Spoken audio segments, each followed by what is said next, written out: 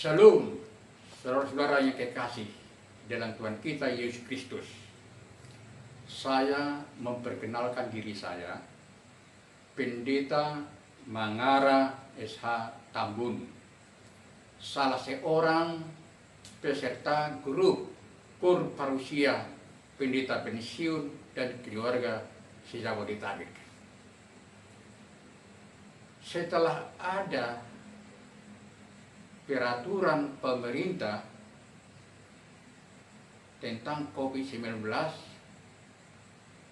dikatakan stay at home, hanya tinggal di rumah saja. Karena itu saya mencari kegiatan yang bermakna, belajar saksofon yang lagunya nanti dapat kita dengar. Saya ambil dari doa minta pengampunan dosa Raja Daud, yang diambil dari Mazmur 51 ayat 3 dan ayat 5. Baiklah kita ikuti dalam hati. Demikian bunyinya. Kasihanilah aku ya Allah menurut kasih setiamu. Hapuskanlah pelanggaranku menurut rahmatmu yang besar. Bersihkanlah aku seluruhnya dari kesalahanku, dan tahirkanlah aku dari dosaku, sebab aku sendiri sadar akan pelanggaranku. Aku senantiasa bergumul dengan dosaku. Demikian bunyinya.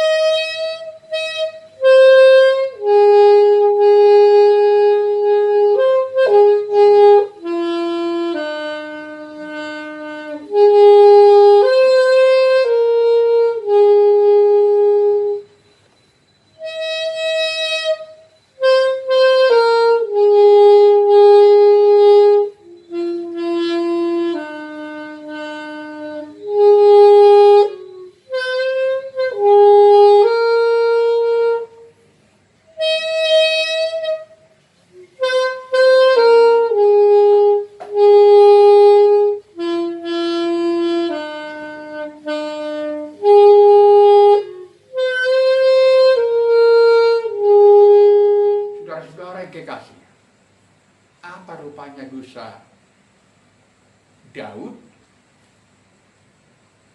Dia minta pengampunan dosa kepada Tuhan Allah.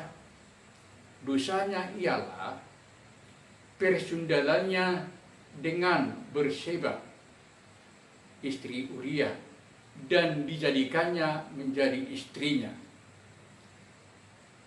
Dia mendiamkan dosanya,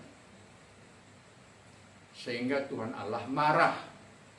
Karena Tuhan tahu apa yang dilakukan manusia yang bertentangan dengan firman Tuhan Allah. Sehingga Tuhan Allah menyuruh Nabi Nathan untuk mengungkap dosanya langsung kepadanya sendiri dengan suatu perumpamaan.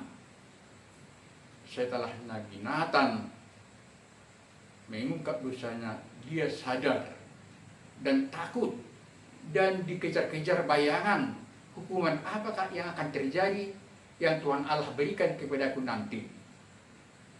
Saya ini sudah berdosa. Rupanya dia mengingat setiap dosa akan mendatangkan hukuman seperti yang terjadi dalam Perjanjian Lama dan Perjanjian Baru. Tuhan Allah mengusir Adam dan Hawa dari Taman Eden ketika mereka berdosa, melakukan pelanggaran terhadap firman Tuhan Allah. Lagi pula bangsa Israel bersungut-sungut di padang belantara ketika mereka keluar dari tanah Mesir. Di padang belantara mereka bersungut-sungut tentang soal makanan dan minuman. Sekalipun Tuhan Allah menyediakan manna setiap pagi dan sore dan juga burung puyuh. Sebenarnya mereka harus mensyukuri apa yang Tuhan berikan itu. Tahu-tahu mereka bersungut-sungut dan tidak senang karena dosa bersungut-sungut yang mereka lakukan di padang belantara. Tuhan mendatangkan hukuman buat mereka, mendatangkan ular telung, ular yang berbisa mengagut kaki mereka, dan banyak yang meninggal. Dosa mendatangkan hukuman. Tuhan Allah marah ketika bangsa Israel menyembah Baal. Tadinya mereka menyembah Tuhan Allah, memberikan korban bakaran kepada Tuhan Allah. Akan tetapi kemudian tidak bertahan menyembah Tuhan Allah, makanya mereka menyembah berhala dan membawa berhala ke tempat ibadah. Tuhan Allah marah. Tuhan Allah mendatangkan hukuman buat mereka. Karena itu timbul pertanyaan, kalau dosa mendatangkan hukuman dari Tuhan Allah, timbul pertanyaan belakangan ini, apakah COVID-19 yang terjadi di dunia, melanda dunia, apakah itu akibat dosa umat manusia? Dari keterangan yang saya katakan tadi, dosa mendatangkan hukuman itu bisa terjadi bagi dunia.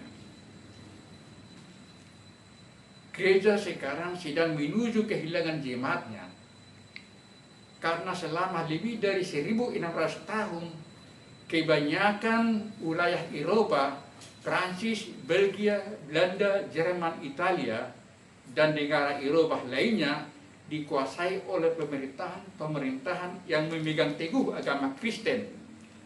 Bahkan pusat pengembangan agama Kristen seperti Eropa.